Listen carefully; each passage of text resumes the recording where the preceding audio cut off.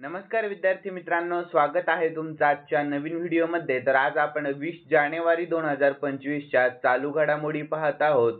मित्रांनो, तुम्हाला जर या व्हिडिओची पीडीएफ हवी असेल तर व्हिडिओच्या डिस्क्रिप्शन बॉक्समध्ये आपल्या टेलिग्राम चॅनलची लिंक आहे। तेथे तुम्हाला सर्व व्हिडिओच्या पीडीएफ अगदी फ्रीमध्ये मिळतील। तर आपण थोडाही वेळ वाया न घालवता या व्हिडिओला सुरुवात करूयात। या अगोदर आपण कालच्या चालू घडामोडी पाहून घेऊया। तर पहिला प्रश्न होता, ब्रह्मोस सुपरसोनिक क्रूझ क्षेपणास्त्राच्या निर्यातीसाठी भारताने कोणत्या देशाशी करार केलेला आहे? तर इंडोनेशिया। यानंतर पंतप्रधान नरेंद्र मोदीजी यांनी आशियातील दुसऱ्या क्रमांकाच्या इस्कॉन मंदिराचे उद्घाटन कोठे केले? तर मुंबईमध्ये। यानंतर CIIचे माजी महासंचालक तरुण दास यांना अलीकडेच कोणत्या देशाच्या मानद नागरिक पुरस्काराने सन्मानित करण्यात आले? तर सिंगापूर। यानंतर मित्रांनो पुढील प्रश्न, तर सोनिया गांधी यांनी काँग्रेसच्या नवीन मुख्यालयाचे उद्घाटन केले, तर त्याचे नाव काय आहे? तर इंदिरा भवन असे नाव आहे। यानंतर सायबर सिक्युरिटी ग्रँड चॅलेंज कोणाकडून सुरू करण्यात आले आहे? तर भारताचे तंत्रज्ञान मंत्रालय आणि डेटा सुरक्षा परिषदेतर्फे। यानंतर कोणत्या आशियाई देशाने सोशल मीडियाच्या वापरासाठी किमान वयाची योजना आखली आहे? तर इंडोनेशिया। यानंतर मित्रांनो, तर क्रिसिल इंटेलिजन्स अहवालाने पुढील आर्थिक वर्षामध्ये म्हणजेच 2025 मध्ये भारताच्या GDP वाढीचा अंदाज काय व्यक्त केला आहे? तर 6.7% असा व्यक्त केला आहे। यानंतर पंतप्रधान मोदींनी मुंबईतील नेव्हल डॉकयार्ड येथे 2 युद्धनौका आणि 1 पाणबुडी लॉन्च केली, तर यामध्ये कोणाचा समावेश नाही? तर INS सिंधुवीरचा समावेश नाही। तर समावेश कोणाकोणाचा आहे? तर INS वाक्षीरचा, INS निलगिरीचा आणि INS सूरजचा समावेश आहे, लक्षात ठेवा। यानंतर विद्यार्थी मित्रांनो, कोणत्या संस्थेने भारतातील पहिले खाजगी उपग्रह नक्षत्र प्रक्षेपित केले आहे? तर पिक्सेल। आणि कालचा शेवटचा प्रश्न होता आपला, तर अलीकडेच हिमकवच ही बहुस्तरीय कपडे प्रणाली कोणी तयार केली आहे? तर याचे योग्य उत्तर आहे DRDO ने। तर मित्रांनो, आपण आजच्या चालू घडामोडी पाहून घेऊया। तर आजचा पहिला प्रश्न असणार आहे, 32वी विजय हजारे ट्रॉफी 2024-25 चे विजेतेपद कोणी जिंकले? तर योग्य उत्तर ऑप्शन बी, कर्नाटकने जिंकले आहे। तर याविषयी आपण महत्त्वाची माहिती पाहूयात। तर विजय हजारे ट्रॉफी 2024 ते 25 ची आवृत्ती होती 32वी आणि इव्हेंट होता 21 डिसेंबर 2024 ते 18 जानेवारी 2025 दरम्यान। यानंतर विजेता आहे कर्नाटक, तर कितव्यांदा आहे? 5व्यांदा। आणि कर्णधार कोण होता? तर मयंक अग्रवाल हा कर्णधार होता। आणि उपविजेता आहे विदर्भ आणि कर्णधार कोण होता? तर करुण नायर हा कर्णधार होता। यानंतर मित्रांनो दुसरा प्रश्न, तर जगातील सर्वात शक्तिशाली हायड्रोजन ट्रेन इंजिन कोणत्या देशाने विकसित केले आहे? तर खूप महत्त्वाचा प्रश्न आहे मित्रांनो। तर याचे योग्य उत्तर ऑप्शन सी, आपल्या भारत देशाने केले आहे। तर याविषयी महत्त्वाची माहिती पाहूयात। तर भारताने जगातील सर्वात शक्तिशाली हायड्रोजन ट्रेन इंजिन विकसित केले आहे। तर भारतीय रेल्वेने विकसित केलेले हायड्रोजन इंधन असलेले ट्रेन इंजिन त्याच्या श्रेणीतील सर्वात शक्तिशाली आहे। तर भारतीय हायड्रोजन ट्रेन इंजिनचे उत्पादन 1200 अश्वशक्ती आहे। या इंजिनची पहिली चाचणी हरियाणातील जिंद सोनीपत मार्गावर घेण्याची योजना आहे। यानंतर पुढील प्रश्न, तर नुकत्याच प्रसिद्ध झालेल्या QS world future skills index 2025 मध्ये डिजिटल कौशल्यासाठी भारताला कोणते स्थान देण्यात आले आहे? तर योग्य उत्तर आहे ऑप्शन सी, द्वितीय स्थान देण्यात आले आहे। कितवे? तर द्वितीय स्थान। तर यानंतर याविषयी महत्त्वाची माहिती पाहूयात मित्रांनो। तर QS world future skills index 2025 मध्ये डिजिटल कौशल्यासाठी भारताला दुसरा क्रमांक मिळालेला आहे। तर QS world future skills index 2025 नुसार भारत फक्त युनायटेड स्टेट्सच्या मागे आहे। तर यासह भारताला आर्टिफिशियल इंटेलिजन्स आणि ग्रीन स्किल्स मध्ये 4थे स्थान मिळाले आहे। यानंतर पुढील प्रश्न, कोणत्या केंद्रीय मंत्र्याने अलीकडेच काशी तामिळ संगम फेज 3 साठी नोंदणी पोर्टल सुरू केले आहे? तर योग्य उत्तर ऑप्शन ए, धर्मेंद्र प्रधान। कोणत्या? तर धर्मेंद्र प्रधान। तर याविषयी महत्त्वाची माहिती पाहूयात। तर काशी तामिळ संगम फेज 3 साठी नोंदणी पोर्टल केंद्रीय मंत्री धर्मेंद्र प्रधान यांनी सुरू केले आहे। तर काशी तामिळ संगमची तिसरी आवृत्ती 15 फेब्रुवारी 2025 रोजी वाराणसी उत्तर प्रदेश येथे सुरू होईल। तर काशी तामिळ संगम हा तामिळनाडू आणि काशी यांच्यातील संबंध साजरे करण्याचा उपक्रम आहे। यानंतर मित्रांनो, काशी तामिळ संगमचे मुख्य उद्दिष्ट काय आहे, तर तामिळनाडू आणि काशी यांच्यातील जुने नाते पुन्हा शोधणे आणि पुष्टी करणे व साजरे करणे हा उद्दिष्ट आहे। यानंतर पुढील प्रश्न, कोणत्या राज्य सरकारने 1975 ते 1977 या काळामध्ये आणीबाणीच्या काळात तुरुंगात टाकलेल्या कैद्यांसाठी 20,000 पेन्शनची घोषणा केली आहे? तर योग्य उत्तर ऑप्शन सी झारखंड या कोणत्या, तर झारखंड या। तर याविषयी महत्त्वाची माहिती पाहूया। तर ओडिशा राज्य सरकारने 1975 ते 1977 या काळामध्ये आणीबाणीच्या काळात तुरुंगात टाकलेल्या कैद्यांसाठी 20,000 रुपये पेन्शनची घोषणा केली आहे। तर यासोबतच राज्यातील आरोग्य कल्याण योजनेअंतर्गत लाभार्थ्यांना मोफत वैद्यकीय उपचारही मिळणार आहेत। यानंतर ओडिशाविषयी शॉर्टमध्ये महत्त्वाची माहिती, राजधानी आहे भुवनेश्वर, सध्याचे मुख्यमंत्री मोहन चरण माझी आणि सध्याचे राज्यपाल हरिबाबू कंभमपती हे सध्याचे राज्यपाल आहेत। आणि राष्ट्रीय उद्यान भितरकनिका आणि सिमलीपाल राष्ट्रीय उद्याने आहेत।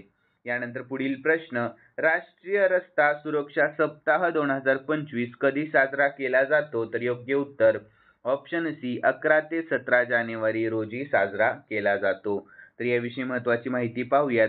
राष्ट्रीय रस्ता सुरक्षा सप्ताह 2025 हा रस्ते वाहतूक आणि महामार्ग मंत्रालय द्वारे दरवर्षी 11 जानेवारी ते 17 जानेवारी दरम्यान आयोजित केलेला एक महत्त्वाचा कार्यक्रम आहे।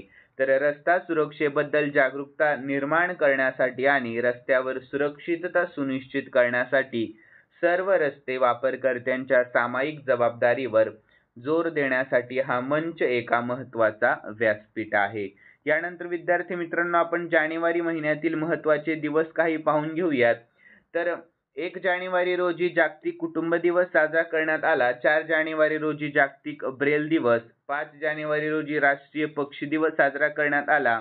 9 जानेवारी रोजी अनिवासी भारतीय म्हणजेच अनिवासी भारतीय दिवस किंवा प्रवासी भारतीय दिवस साजरा करण्यात आला। 10 जानेवारी रोजी जागतिक हिंदी दिवस, 11 जानेवारी रोजी लाल बहादूर शास्त्री यांची पुण्यतिथी आणि यानंतर पुन्हा 11 जानेवारी रोजी राष्ट्रीय मानवी तस्करी जागृती दिवस देखील साजरा करण्यात आला। 12 जानेवारी रोजी राष्ट्रीय युवा दिवस, 15 जानेवारी रोजी भारतीय लष्कर दिवस साजरा करण्यात आला। आणि यानंतर मित्रांनो, पुढील प्रश्न आहे, तर कोणत्या देशामध्ये नुकत्याच झालेल्या इंधन टँकरच्या स्फोटात 77हून अधिक लोकांचा मृत्यू झालेला आहे? योग्य उत्तर ऑप्शन डी नायजेरिया कोणत्या, तर नायजेरिया। तर याविषयी महत्त्वाची माहिती पाहूयात।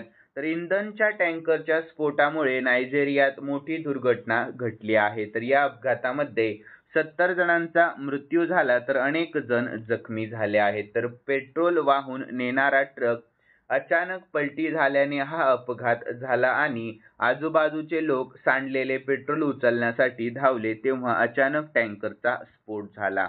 यानंतर गेल्या वर्षी ऑक्टोबरमध्येही नायजेरियातील जिगावा राज्यामध्ये असाच स्फोट झाला होता, त्यामध्ये 147 जणांचा मृत्यू झाला होता। तर नायजेरियाविषयी शॉर्टमध्ये महत्त्वाची माहिती, तर राजधानी आहे अबुजा, चलन आहे नायजेरियन नायरा आणि सध्याचे राष्ट्रपती आहेत बोला अहमद टिनुबू सध्याचे राष्ट्रपती आहेत। यानंतर मित्रांनो, 8वा प्रश्न आहे, तर अलीकडेच कोणत्या टेनिसपटूने सर्वाधिक ग्रँड स्लॅम सामने खेळण्याचा विक्रम केला आहे? तर योग्य उत्तर ऑप्शन सी नोव्हाक जोकोविचने कोणी, तर नोव्हाक जोकोविचने। तर याविषयी शॉर्टमध्ये महत्त्वाची माहिती पाहूयात आपण। तर नोव्हाक जोकोविचने टेनिस इतिहासामध्ये सर्वाधिक ग्रँड स्लॅम सामने खेळण्याचा रॉजर फेडररचा विक्रम मागे टाकून आणखी एक उल्लेखनीय कामगिरी केली आहे। यानंतर पुढील प्रश्न आहे मित्रांनो 9वा, तर कोणत्या देशाच्या राष्ट्रपतीला नुकतेच यशस्वी महाभियोगानंतर अटक करण्यात आले आहे? तर योग्य उत्तर आहे ऑप्शन सी दक्षिण कोरिया कोणत्या, तर दक्षिण कोरिया। तर दक्षिण कोरियाविषयी आपण शॉर्टमध्ये महत्त्वाची माहिती पाहूयात। खंड आहे आशिया खंड, राजधानी आहे सोल आणि चलन आहे दक्षिण कोरियन वॉन। ठीक आहे मित्रांनो। यानंतर 10वा प्रश्न आहे तर क्यूएस वर्ल्ड फ्युचर स्किल्स इंडेक्सच्या पहिल्या आवृत्तीत भारताचे स्थान काय आहे? तर याचे योग्य उत्तर आहे ऑप्शन डी 25वे स्थान आहे. कितवे आहे स्थान? 25वे. तर याविषयी आपण महत्त्वाची माहिती पाहूयात मित्रांनो. तर QS world future skills index 2025 मध्ये भारताची एकूण रँक 25वी आहे. तर फ्युचर ऑफ वर्क श्रेणीमध्ये भारताचा क्रमांक दुसरा आहे. तर टॉप देश पाहून घेऊयात आपण. तर अमेरिका, इंग्लंड आणि जर्मनी. तर विद्यार्थी मित्रांनो, आपण आज 5 प्रश्न एक्स्ट्रा घेतलेले आहेत कारण खूप महत्त्वाचे प्रश्न आहेत. लक्ष द्या प्रश्नांकडे. तर 2025 मध्ये भारतातील लोकपालाचा पहिला स्थापना दिवस कधी साजरा करण्यात आला? तर याचे योग्य उत्तर आहे मित्रांनो ऑप्शन ए 16 जानेवारी रोजी साजरा करण्यात आलेला आहे. तर याविषयी आपण महत्त्वाची माहिती पाहून घेऊयात.